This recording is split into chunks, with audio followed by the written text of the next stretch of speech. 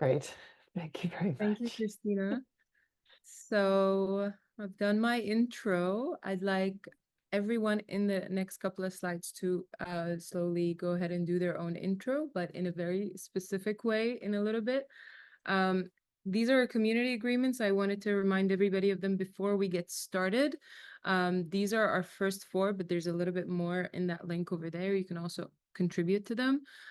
Just a reminder that you're all welcome here, regardless of race, ethnicity, gender identity, sexual identity, and orientation, ability or disability. You're all welcome to this space.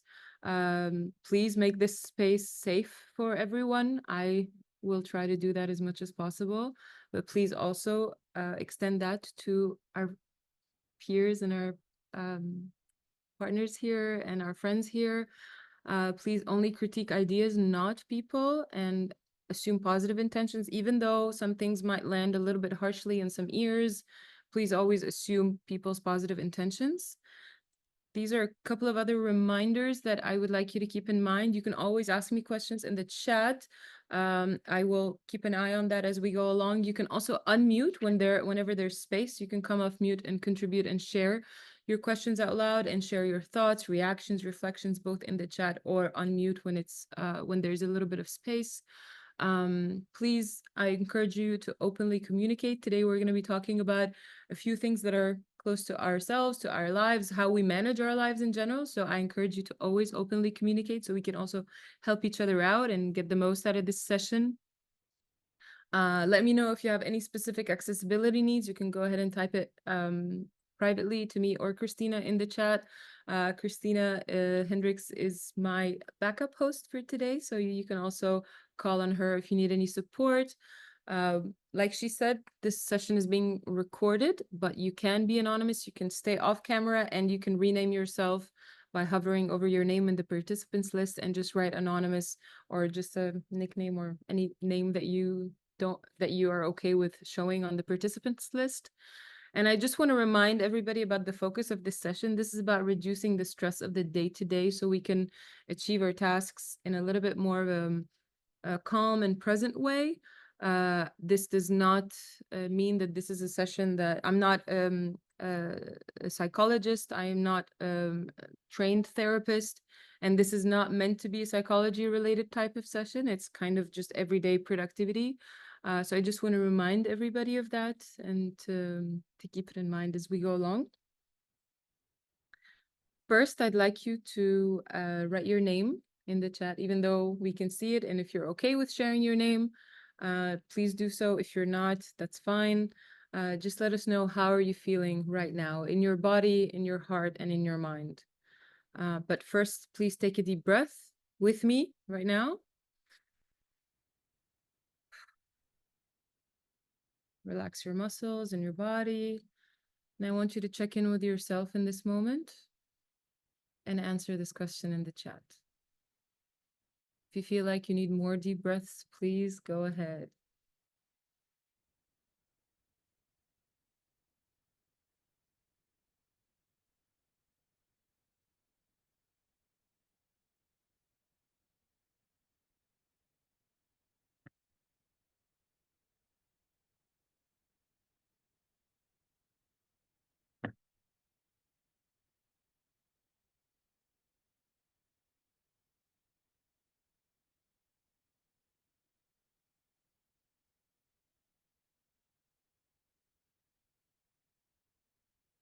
Hi, Jenny. Thank you for sharing. We were in the same session earlier today, so I'm glad we're also seeing this. I'm also taking the inspiration for this question from Mahan Mia from earlier today. Heather's saying, Jenny's saying, body is strong, heart is happy, and mind is scattered. Completely empathize with that, Jenny. Heather, body and mind are tired. Heart is content. It's beautiful that your heart is content. Please take some time to rest. I'll talk about rest in a little bit also. Munira, happy to see you. I'm so happy to see you too. Relaxed after a long workday. That's wonderful. Christina, a little sleepy, but generally feeling energized. I feel like this is my state of mind the whole time. Regardless, morning or evening. Anna, anxious, exploding wildfire not too far from us. I'm so sorry to hear that. Please stay safe. I hope everybody that you care about is safe. Excited that her daughter's coming to visit. That's wonderful. Enjoy your time. Meg is saying that her body's tired, heart is heavy, mind is curious. Please take time to rest. The heart is sometimes heavy when the body is tired as well. So please stay on for a little bit. We're going to talk about the types of rest. Mir, my body is relaxed. Mind feels under pressure. Heart is grateful. I like that you're relaxed, but the mind being under pressure, the one thing I will say about that is journaling relieves so much of that pressure. So please take some time to do that. Shahinez, body is okay in spite of the cold. Feel better. Heart is open, mind is scattered. Mind is scattered. I've read that a couple of times. My mind is also a bit scattered today as well. Hi, Maha, welcome. I took this question from your session earlier today. Please feel free to engage and to answer in the chat. Thank you so much, everybody, for sharing. Let's take another deep breath here.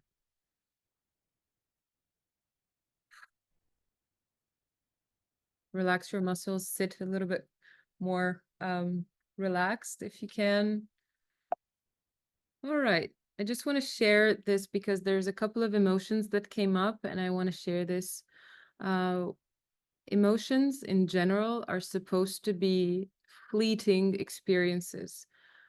Our minds and our bodies are not designed to keep emotion for a very long time. The word emotion, actually, the word you see in front of you now, etymologically speaking, is divided as such. So the E in emotion comes from the root word of exit or exterior or extrapolate, so something that is going out. And the word motion is movement, right? So emotions are these feelings or these experiences or thoughts or a heartfelt experiences that are meant to move through us and move out.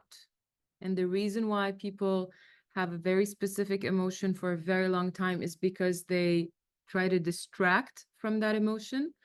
And ideally, the best thing to do is to sit with it and to experience it fully, even if it's uncomfortable, even if it's painful, to let that take its cycle, to move through you and then move out, because it will not stay there. Lots of us are sad and anxious for a very long time, and we experience happiness in these short bursts because nobody thinks, oh, I'm so happy right now, let me distract myself from this feeling, right? We try to hold on to it, we really experience it fully, and then we let it move out. And that's why it doesn't stay for a very long period of time. But the sadness and the heavy-heartedness and the anxiety and the grief and embarrassment and shame and all of these emotions that are quote unquote unpleasant, these ones are the ones that stick around much longer because they don't take their cycle and they don't do the movement properly in our bodies and in our minds. And that's why they do not exit. So I invite you, from everything that you shared today, how your heart is, I invite you to sit with it and to let it move through you and then move out. All right, our current state reflection, I'd like to hear about, moving on a little bit to what we're talking about today. In terms of managing your tasks, goals, getting things done, remaining present and calm, what are the things that are working for you now? I'd like you to think about that. I will put you in breakout rooms to share, to talk to each other, to exchange ideas. And I'd like you to take notes on the next 2 to 3 slides. I've added the slide link in the chat. I'm going to do that again.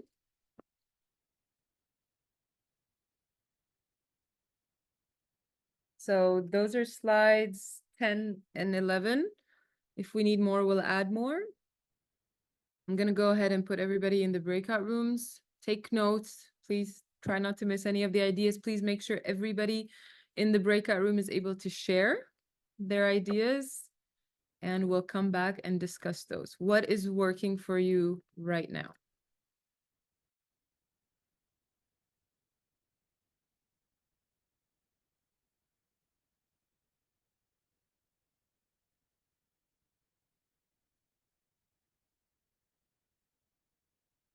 I'm also creating right now, very quickly, a quiet room. If anybody wants to go to the quiet room to take some time to even think about this on their own and take notes on another slide, that's totally fine.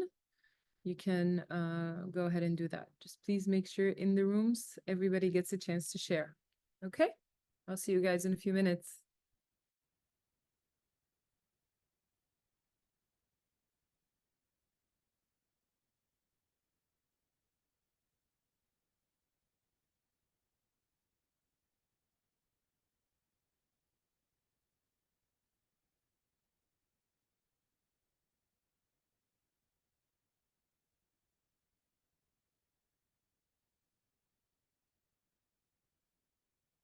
Hi, Emma.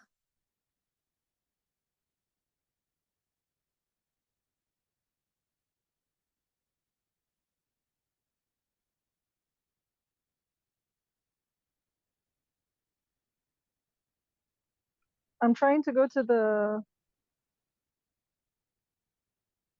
Quiet room?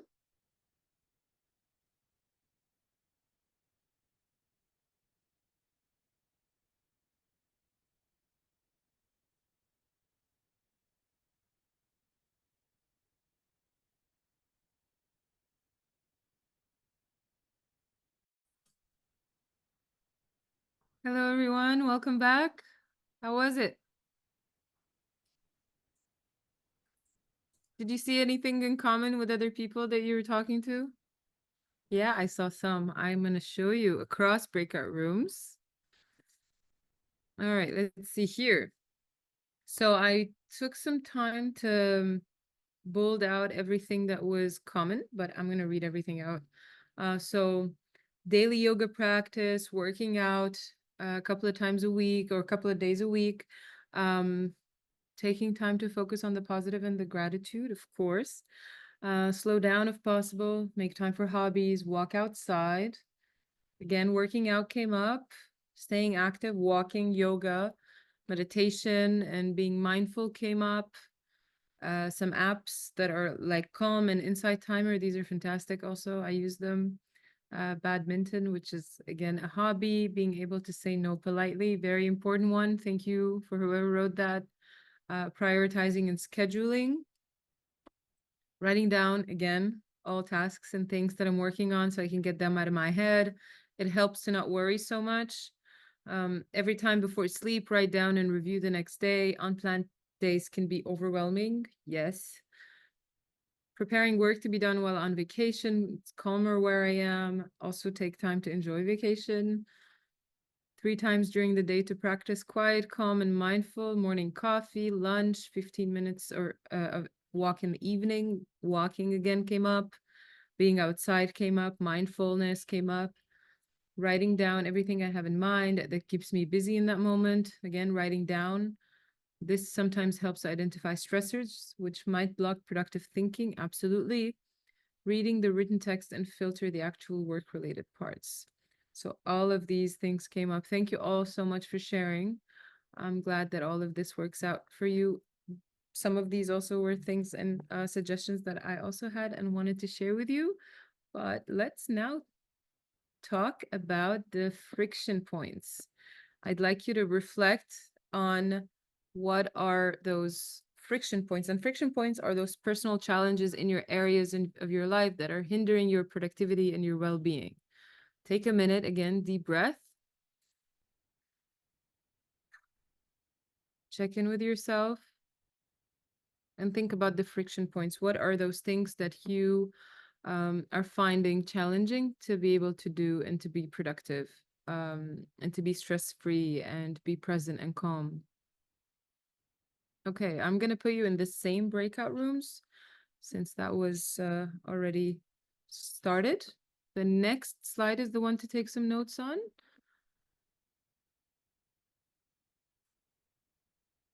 I'm going to open all the rooms again.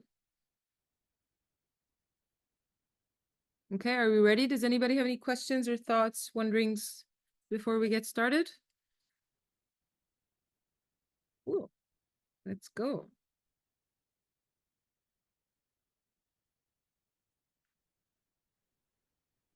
Hi everyone, welcome back. How was it? Hopefully not too discouraging. We're going to talk a little bit about that right now. It was actually cathartic. Yeah. Good. Cool. So right now we're going to do a regroup. And this is what I'm going to do. I'm going to talk about the common friction points. And based on the most common ones that came up, I'm going to go ahead and talk about some possible solutions, techniques, strategies that could be put in place. But I'm seeing so much variety here. So I think I might even end up talking about one by one. There are a couple that I would like some clarity on. So first of all, the creating habits and consistency, underlying emotion, impact productivity, of course, caretaking responsibilities, life events. I'm also going to leave this up here so that if you're in a different room to take some time to read out what everybody else in the group said. Room 2, we're talking about constant emails and instant messages, lazy, demanding students, project and quick turnaround time, personal life issues and events, meddling folks, technological issues. Room 3, when teaching a multi-section course, do the same thing as others. Can someone from room 3 come off mute and clarify that a little bit? Yeah, it's whenever you have to follow the rule, you cannot do something from your own or introduce something. You have to follow the same as as it is written. It is not just, you don't have any creativity in it. And how do you feel that hinders you from being able to be productive and stress-free? What is the underlying issue here? It's whenever you need to introduce something, to introduce something new for the students, the same not other than the concept they are I'm going to teach, but in another way. In another way, if I would like them to go for field trip, I cannot. Okay. This is for the students, it is interesting to have them in a field trip or something like this, but I cannot do it because the others wouldn't do it. Okay. And if I'm asking to do it, they are saying, no, we have to be all the same. Okay. Thank you for sharing. Generally having too many tasks and some projects that aren't up to me, putting pressure on myself. Sometimes I have unrealistic expectations that are hard to meet. We should be kinder and more forgiving to ourselves. Absolutely. People not answering emails so you don't have information needed for a project. And room 4, stress hinders me sometimes from being productive. Lack of relaxation exercises leads to accumulation of stressors and causes procrastination. Being stressed and non-productive then leads to work piling up. Thank you all so much for sharing. Let's take a moment and take a deep breath here. This was a little heavy. Okay, I'm going to go through this step by step and one by one. All right. So I have these list of productivity methods and techniques that I wanted to share with you, but I wanted it to be directed and focused on each one of the things that was shared. So creating habits and consistency, a couple of things that I can talk about when it comes to that, as well as the other unrealistic expectations piece that came up. So I have 2 things to share about that. Creating habits has to also be SMART goals, and the SMART goals stand for specific, measurable, attainable, relevant, and time-based. So if I have the goal of writing a full report by the end of July, and it's a really long report, that's obviously not attainable, and therefore it will cause us to be a lot more frustrated. I know we all keep things until last minute and we procrastinate, but in general, to be consistent and to be able to meet these goals and create these habits, we have to create goals that are smart in the first place and things that are also realistic in the first place. And after we create those goals, we write them down in this kind of methodology. I know it's a little clear cut, let's do that kind of thing and write it down very scientifically. It really does work. And this is also why I'm suggesting it. It will help you with your own expectations of yourself. So that's like already a mental well-being piece. But another thing that could really help is time blocking. So time blocking is really good for staying consistent and for putting those things that you want to do to create that consistency, to create that habit on your calendar. And the time blocking works when you study what works for you. So if you find that you are much more productive in the morning before you've had breakfast, put that focus time in the morning in that time. If you find that you cannot focus at all before you've had breakfast, then put your breakfast first and then put your focus time later on. If you find that you cannot work out at all in the morning, then don't put it in the morning, or don't even put that expectation from yourself to do it in the morning. Feel what works for you and your body and put it maybe later on in the day. If you have the ability to take a break for an hour or a couple of hours during the day, block it there. If you don't, do it maybe after work. If you feel like the best time for you to work out and to exercise is at night when everything has been done and you have the energy also at nighttime, then also put it there. You have to study what works for you. And after doing that, then put it on your calendar. One of the things that I learned from David Allen, which is from GTD, is you have to treat your calendar as this holy place. If something ends up on your calendar, you got to respect it. It comes from your own promise to yourself to do something. But the second thing is, if you start putting things on your calendar that you don't know that you will do or not, or you're not even sure, or you're just putting it there to make yourself feel better in the moment, and then end up not really doing it, then you kind of start to lose your commitment and the respect to the calendar. And then everything else kind of falls over and trickles over from there. So before you put something on your calendar, take a moment and think about if you really want to do that or not, or if you really have to do that or not.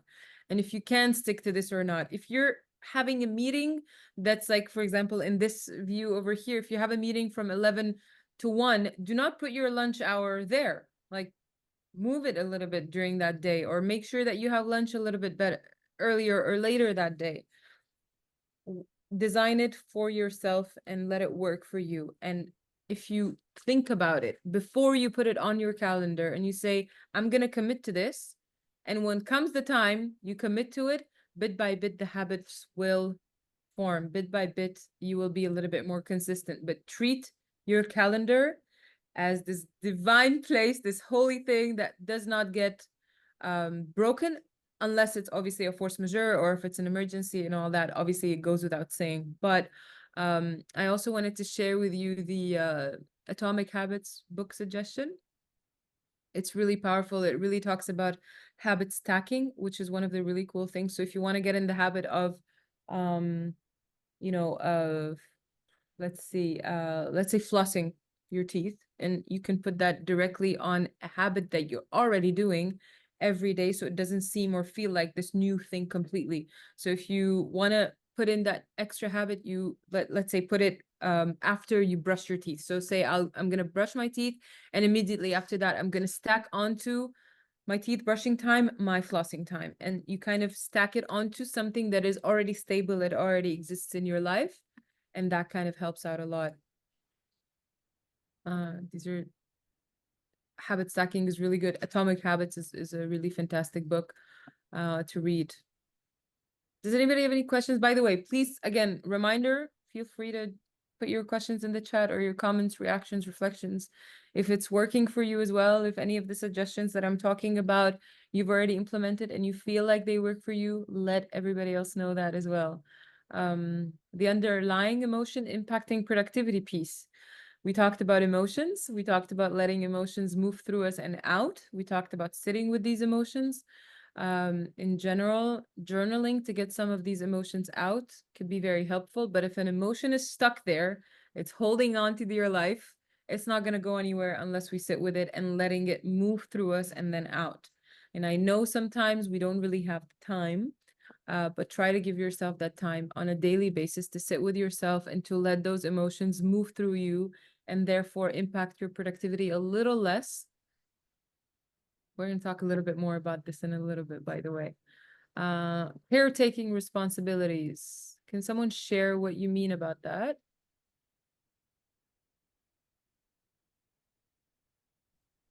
Sure, that was me. Oh, go ahead. Yeah.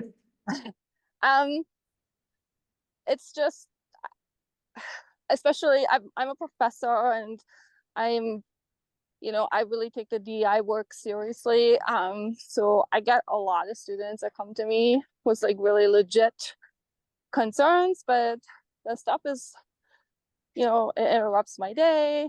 I might have that 3 hours blocked off to work on something, but like, am I going to say to the students, well, sorry, my calendar is holy, and like, I can't talk to you right now, even though you're totally distressed because you just experienced an awful racial incident. And then, family, caretaking responsibilities. It feels like my biggest friction point, the thing that derails me constantly, is caretaking. Thank you so much for sharing that, Anna. I agree. You obviously cannot say to your students, go away now, I have this thing on my calendar, right? Unless it's really, really pressing. You can also make some time to talk to them about it a little later during the day, obviously. This is why I said study what works for you, and be also kind to yourself as well. Don't like put everything on your calendar there and fill up your time enough to not get a chance to speak to other students and so on. But the thing that I want to share about that is, first of all, feel free. This is permission to take care of yourself first, wherever and whenever you can during your day. Fill your cup first with whatever you need to do to be able to care for others as well.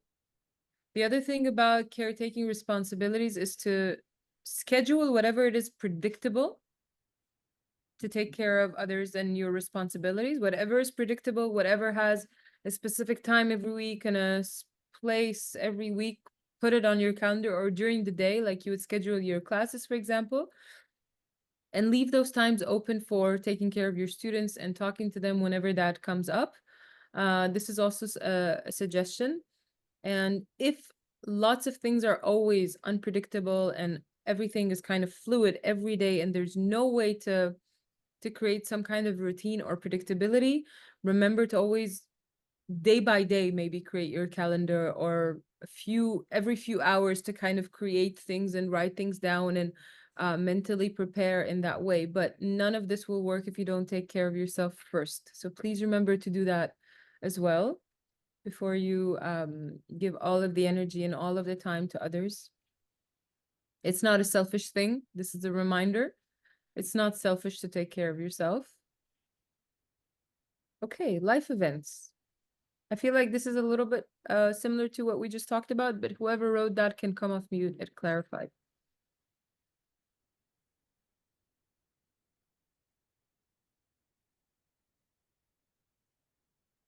I mean, I think we were just talking about, either moves, deaths, family illness, that sort of thing, that just puts a wrench, in kind of everything when they happen. Yeah. And you try to, I don't know, maybe, I don't know if separate's the right word, because you never totally separate, but your work life and your home life. And sometimes it's easy to have those two be separate, and sometimes it's not. So when a major life event happens, it starts to impede on the things that happen in the office.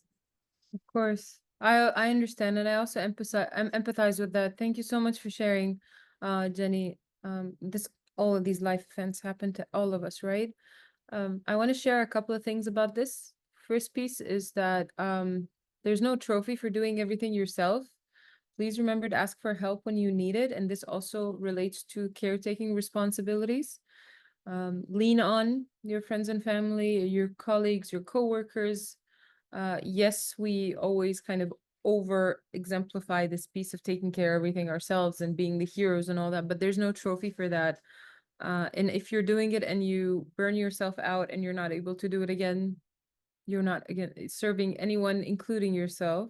So I just want to remind of that. And if and when life gets too much, if illnesses and grief and death and all of these things come up and you feel like you're not able to handle these emotions and these feelings, it's always a great idea to seek professional support. It's a great life hack in general to be in therapy, not for a specific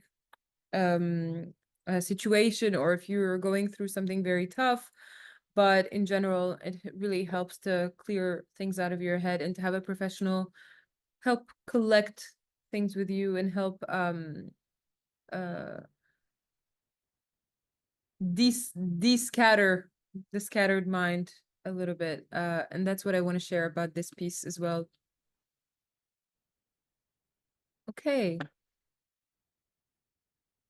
So our constant emails and instant messages. These are very distracting, but I have two very quick tips for that. The constant emails, please put a time on your calendar, block your calendar for responding to emails. You could do that twice, 3 times a day, but not the whole day. Do not open your email the whole day. Trust me, I've made myself go a little crazy by keeping the email always open and responding the whole time. And with instant messages, strongly recommend to close notifications on your phone during your focus hours. If you want to be undistracted, you have to either leave your phone out of the room, which is not always a good idea in case there are emergencies or your kids are going to call you or you're expecting calls from important people in your life. Just keep the phone in the room, but close your notifications. Do not silence it completely. Just pause your notifications on your direct messages on your social media for a part of the day or completely if you feel like that helps you more. I, for one, don't have notifications set up on my phone. Granted, that's not always the best thing. People cannot always reach me in that way, but people can always reach me if they pick up the phone and call me. My phone will always ring. It will make it will vibrate. It will make some kind of sound or some kind of light when somebody really wants to reach me for a time sensitive thing. But for the instant messages, I like to choose to go and see them instead of my phone always calling onto me. It really helps me be undistracted and focused. Lazy, demanding students. Isn't that the problem with everybody? Like, I feel like everybody's going through this right now, and it's not easy. One thing I will say, which is not even on my list here, is to be very clear on expectations and to share early on, to make your expectations clear, for them to know also what you're expecting from them, and be clear on your response times. So for demanding students who are always asking questions and are always emailing and are always like coming to office hours and so on, I would be very clear also on the times when you're planning on responding to the emails. So say you will get a response to your email 24 to 48 hours after you send it. On working days, I will not respond on weekends. So make sure that you have your questions early on. So if you clarify these expectations early on, the demanding students might also be a bit less. For the lazy ones, again, clarify expectations, clarify consequences, share that you're there for support, of course, and make yourself available for office hours, both in person and or offline and online, and virtual office hours and so on. But manage expectations from them and from yourself. And I know we care so much about our students and we're very altruistic, but please remember to create boundaries for your time and for yourself, for your calendar, and for the things that you also need to take care of yourself. Projects with quick turnaround time. This is a big one. So for these projects with these quick turnaround times, I will say that a few things help to think about this, the Eisenhower decision matrix. If anybody's not familiar with this here, this is categorizing tasks from urgent and important. And if it's urgent and important, you of course do it now. Not urgent and important, decide on a time to do it. If it's not important but urgent, try to delegate, see who can help you, see who can do this for you. And if it's not important and not urgent, delete it or eliminate it for the time being until you're done with this mega project. Time block as much as you can. Put the unurgent things a bit later on in your schedule. Block out a certain kind of time to be able to do that. The Pomodoro techniques work really well, and you can also do this in terms of days. So the Pomodoro technique works like this. So you decide on the task that you need to do. You set the timer for 25 minutes. You work on the task until the timer rings, and then you take a 5-minute break right after it rings. This, like, it's kind of like a very strict method, but it works really well. You can also make these times a bit longer. You can set the timer for like 45 minutes, for example, and take a 10-minute break, or 50 minutes and take a 10-minute break, and start every hour on the hour. But after 4 cycles, take a bit of a longer break, go get yourself some food. This is a method that was actually used a lot by ultraworking.com. Please look them up. They have really fascinating and great resources. They have a podcast. Ultraworking is also like where you kind of block out one full day or one full week. They have these also marathons where they block out a whole 1 or 2 weeks or 3 weeks out of their schedules to only work on specific things that they decide on in advance, and they plan that marathon accordingly. This is a great way to get a lot of work done in a short period of time. I know that so much of the time you can like block the whole day or the whole week and so on, but there are some ways to block out your mornings, for example, or your afternoons to work on this one dedicated task or project. No problem, Jenny. I'll see you later. Mir, I feel like I've already answered this question a little while ago, but I can also talk about it again later if you like. Okay, back to this list. So personal life issues and events, I feel like we've already kind of covered that. Meddling folks. I'm not a psychologist, but I will say boundaries. Like, please try to set up as much boundaries as you can, both professionally and personally. Make your boundaries clear. Be soft, be gentle, be kind. Say things like, I will work on this as soon as I get the chance. Say things like, I will prioritize this as soon as I have a moment. Say things like, I've given this a lot of thought and I've chosen the best course of action to deal with this situation. Please know that I will call on you if I need your help, or if I need your opinion, or if I need your ideas.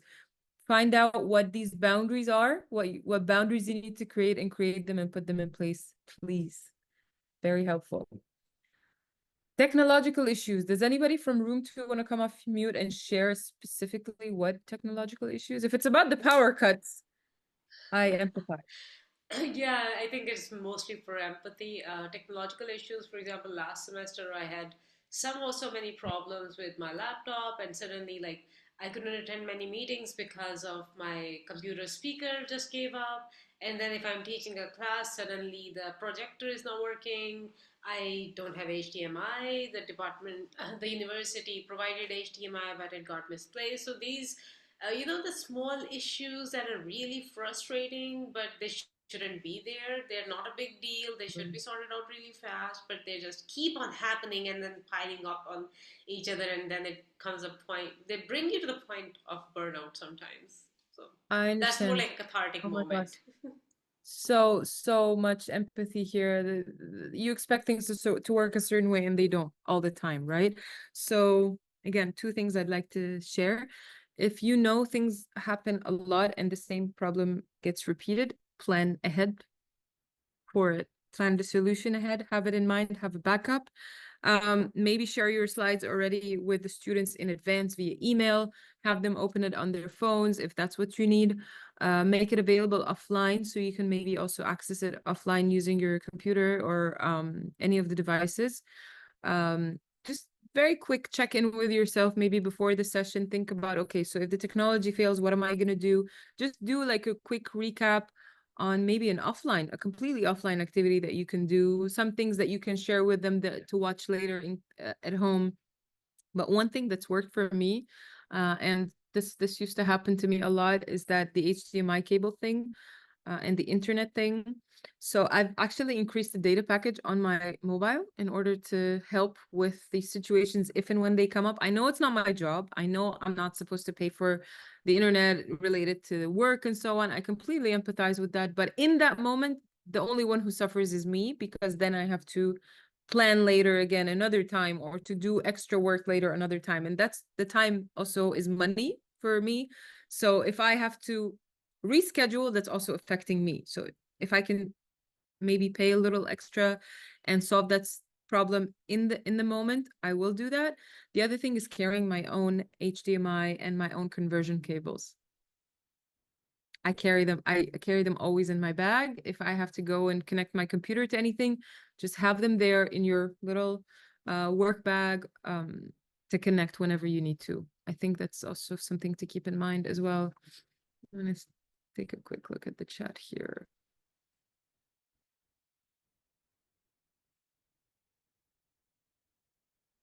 All right, let's take more of these. So the no creativity in decision making, I understand Shahinaz about that.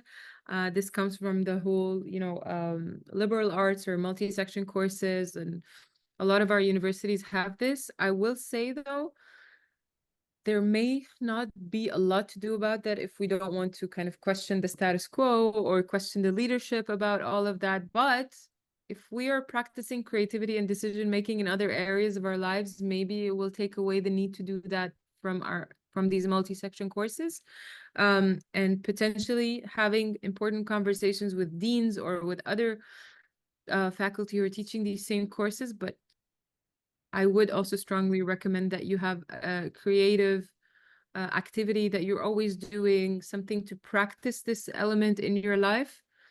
Of course, but it is not the matter of the authority. It is about the students themselves. Whenever somebody is doing something, they are complaining, the other section has done so and so, why we are not doing the same? It is not the authority, it is the students.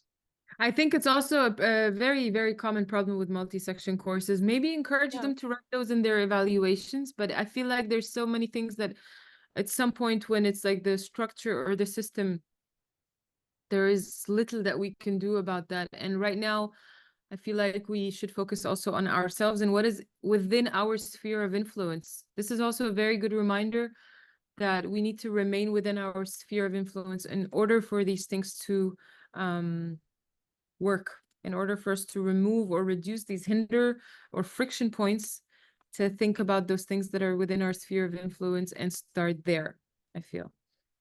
Thank you. Sure. So having too many tasks and projects that aren't up to me, again, really think about your sphere of influence and really think about your own boundaries. I feel like that's also very important. Putting pressure on myself. Sometimes I have unrealistic expectations that are hard to meet. We should be kinder and more forgiving to ourselves. For whoever put this on here, I'm very grateful that you shared this. Thank you. The unrealistic expectations, we spoke a little bit about the realistic and smart expectations, to have it there in our minds, to write these goals in that way. The other thing of relieving pressure a little bit and being kinder and more forgiving to ourselves. I will say that journaling is one of the things that incredibly helps with that. And I also saw in room 4, somebody wrote about earlier in the previous one, to write things down to alleviate that pressure and alleviate that stress and that overwhelm. Please get in the habit of doing morning pages. Morning pages are fantastic. Just commit to writing 1 or 2 pages in the morning of just journaling, just absolute throwing things from your mind onto a piece of paper, whether it's about the dream or about your energy level or about anything that you have to do that day, relieving that pressure, because our brains are like the computer RAM, and it's psychic RAM. But if you keep having all of these looping thoughts and issues and emotions and feelings coming up the whole time, and it keeps looping in our minds, that is a very good way to add pressure on ourselves. So in order to relieve that pressure, let's get in the habit of writing these things down, and to take these moments for ourselves every day and be kind and forgiving. Absolutely. And that's also a constant reminder, I feel, that we have to remind ourselves of. People not answering emails so you don't have information needed for a project. Yeah. Okay. This is a good one. I like it. And the cool thing is that it has a really quick fix, in my opinion. Every time I send out an email or a message or anything to someone that I'm waiting for to get back to me because of something else that I need, I have a specific list that says waiting for, right? So this list is for things that I'm following up on. So if I send out or call someone and they're supposed to get back to me about something, I will write it in my list that is titled waiting for, and it will be waiting for such and such to get back to me about such and such. And I will review that list every day, and I'll give people a couple of days or maybe 3 working days to respond, but then I will send out a follow-up. Whenever you delegate something to someone, please write it in a waiting for list, or put a note on your calendar or on your to-do list to follow up with them about something, about whatever it is you're waiting for, so you can get your own work done. I find that when you follow up, or when you know actually what you need to follow up on, it already helps a lot with the pressure. And it helps also people know that you're going to be following up and you're not just going to delegate something or ask someone something and just forget about it. And they, again, will also get in the habit of responding a little bit faster next time, maybe. All right, the stress hinders me sometimes from being productive, and it's a loop, right? The stress makes me more stressed, and I completely understand that. And I just want to remind as well about asking for help and about a couple of other things that I have here. I just want to share these, in general, these tips, like good quality sleep, healthy food, regular exercise, meditation. Meditation is a huge one. Journaling and reflection is a huge one. And nature. All of these things really help everybody. You know, we're all human beings. We have a specific code, and these things help with everybody. And anything that you feel can help you lower your stress, please do it. Please set the time in your calendar to do it. This is a reminder for myself as well, because I don't want to come off as the person who has everything together. I'm actually, it's very ironic that I'm giving this session right now, because I'm also very overwhelmed. I just came back from a trip. I'm kind of just putting everything back in my routine and trying to get a routine that works for me with all of the changes that are going on in my life as well. So it's a reminder for me as well as everybody else that overwhelm happens, and setting time aside to de-stress is very helpful to be able to handle that. I did want to talk also about the 7 types of rest, which is over here. Rest is not always just sleep or taking a break or going out for a walk or going on vacation. This is a little bit of a misunderstanding. A lot of the times we need these 7 types of rest, and consistently, not just like once a year or twice a year or once a month. A lot of the times we need this to happen on a regular basis for every part of our being to rest and unwind.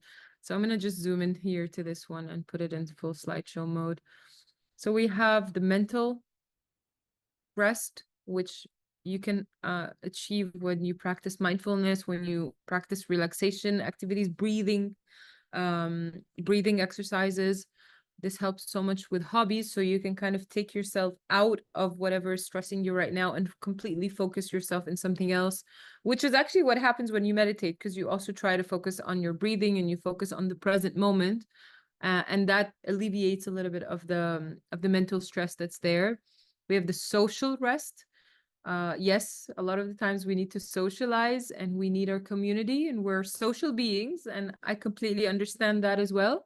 But creating boundaries is very helpful and restful to our social energy. Creative rest. You can have or start hobbies, take courses, do something artistic, whether it's music, dance, drawing, writing, anything that's artistic.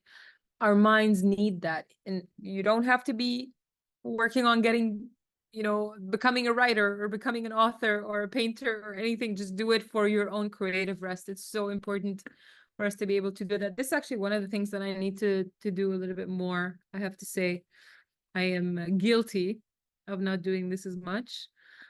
Physical rest. So your physical rest could be sleep.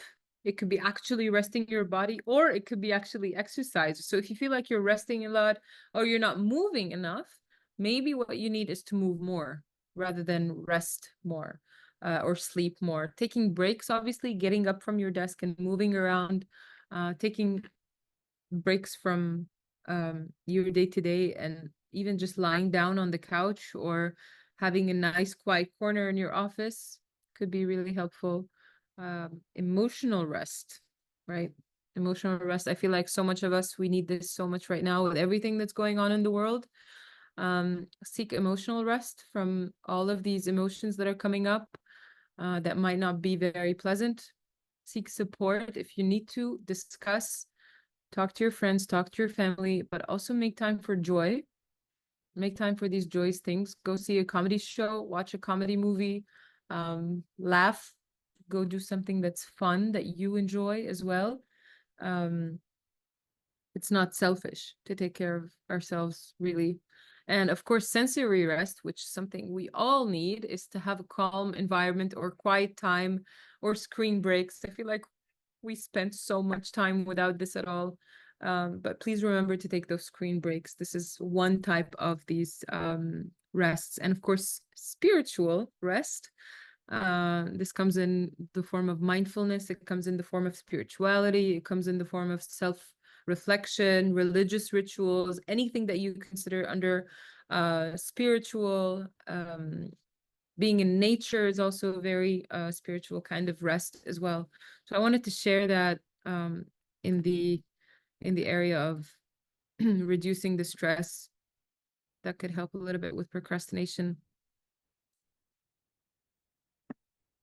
The lack of relaxation exercises leads to accumulation of stressors and causes of procrastination as well. I will say, trying to have boundaries in the day and putting these things on the calendar as well. Getting to bed at a certain time, maybe doing some breathing exercises before sleeping and upon waking up is very helpful. And I feel like I've shared a little bit on that. A couple of other things that I wanted to share that are kind of common across. The Getting Things Done is one of these resources that I wanted to share, but one of the main things about it is to capture everything that's going on in your attention, which already came up when all of you wrote down, like writing things down and so on. But clarifying really what needs to be done and organizing it in a way that your brain will trust to see it when you need to see it. And by that, I mean having these lists that are meaningful to the context. So whatever you need to do at your computer, don't look at or don't think about unless you're at your computer, right? Have a list that says, I will do this when I'm at my computer next time, right? There's no point in thinking about that or worrying about that when you're at the beach or when you're out walking or when you're running errands. And there's no point in thinking about what you have to do at your computer when you're out running errands, right? Or things that you have to do at the office when you're at home, or vice versa. So have these lists that are context specific. So you kind of don't have to worry about them whenever you're not in that context. And that really helps with lowering the stress. I do have to say, though, to constantly check these lists, review every morning and decide on what's happening on your day. Review the calendar as well, of course, and reflect. Please constantly reflect and update and review your lists. Regroup with yourself, kind of, not with other people. Take a moment to regroup. Take a moment to feel what's going on in that moment and decide on, what do I have the energy to do right now? And what do I have the time to do right now? If I'm looking at my computer and I have a meeting in half an hour, I'm obviously not going to start the task that's going to take 2 hours out of my time. The same thing with energy. If you don't have the energy, don't expect yourself to go and do a 5 kilometer run, or don't expect yourself to go and do a very heavy workout. The energy is very important. If you have the energy, schedule those things, but please keep those things in mind as well. I did want to leave the last 10 minutes first to reflect on what you came up with came up with from the session. So I'll leave you with a couple of minutes, not 5 minutes anymore. Let's keep those as 2 minutes. Think about the start, stop, continue. So which one of these would you like to implement? And also think about those friction points that you wrote and the suggestions that came up from me and from everybody else in the room, and complete these sentences. I will begin to, I will stop, I will change, and I will continue. Think about this for a couple of minutes, write them down. You don't have to share them in the chat, but I want you to take some time to set up your own system now. If there are things that you need to add to your calendar, please go into your calendar and add them now. If there are habits or hobbies that you want to start or you want to do, please write a to-do list or a next action, a next step to take in that area.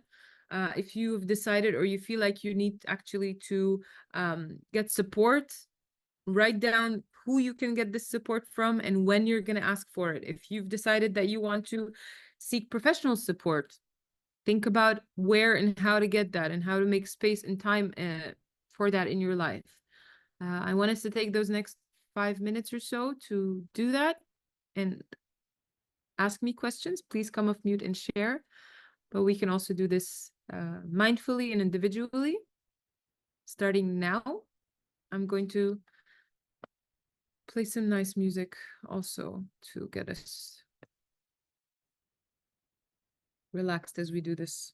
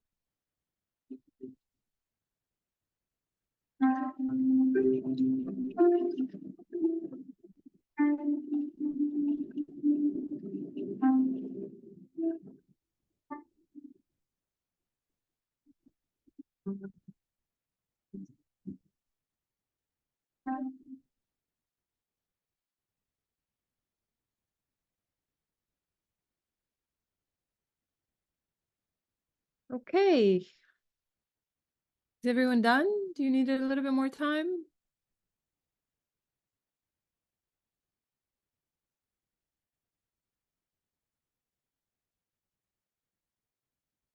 Do we need more time?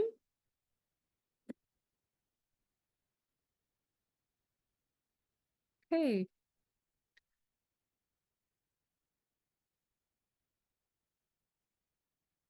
So these ideas that I shared a bit earlier about these general tips and the types of rest, all of this helps us be a little bit more focused, more it helps with more concentration, more energy, more creativity, mental agility, and productivity, and obviously being present and being positive.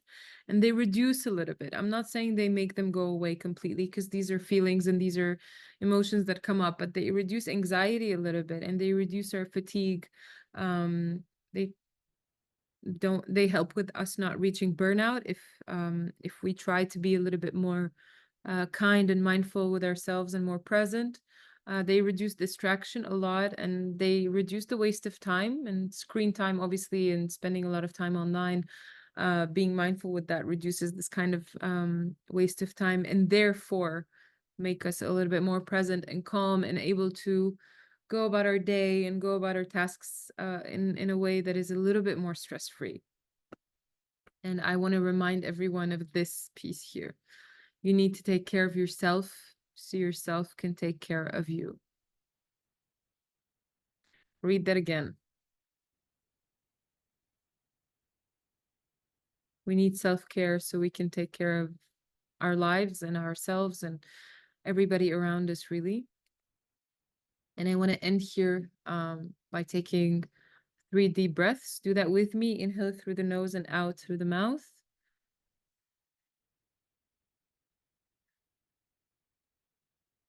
Try to relax your body, relax your muscles, anything that's tense, relax it.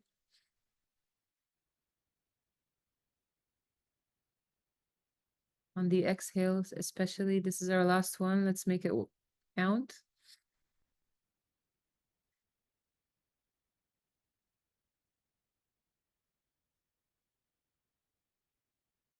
I want to thank you so much for being with me here today.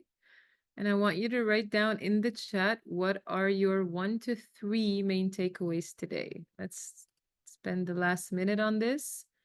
By the way, I have these extra resources, some suggestions for books and podcasts that I really like. Ultra Working is on here. I've mentioned it. Getting Things Done, I've mentioned. Atomic Habits, I've mentioned. This is where I always am in these podcasts. Please take some time to review them, but also I'd love to hear about what your main key takeaways are. Let me see here.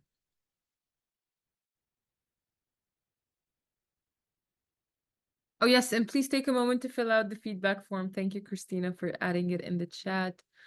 There's also a chance for you to write your takeaways from the in the feedback, so please go ahead and do that if you don't want to share it here.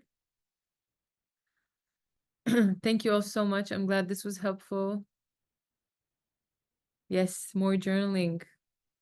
Oh, Getting Things Done is fantastic. It's a really cool book. I hope you can get a lot out of it as much as I did. Yes, I like that. Ignoring university emails while working on projects. Yes, don't ignore completely. Don't make it a problem. But it's really cool also to create these boundaries and put them aside while you're working.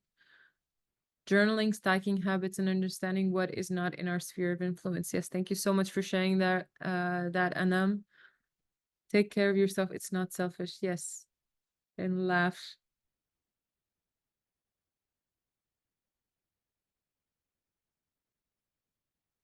If anybody wants to share anything at all, I can be here for 1 or 2 more minutes. Otherwise, I thank you all for joining me. This was a nice way to hang out on this nice Wednesday afternoon. Pomodoro technique, thank you for sharing that, Mir. By the way, I didn't read out earlier what you shared with me because it was done privately. I didn't know if you wanted to send it to everybody in the group, but feel free to do that if you'd like. No, it was the same. You can, let me see, what was it?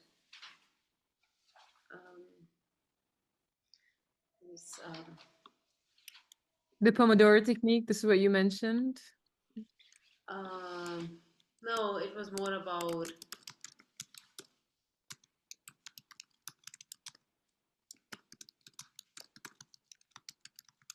Thank you, Sharon.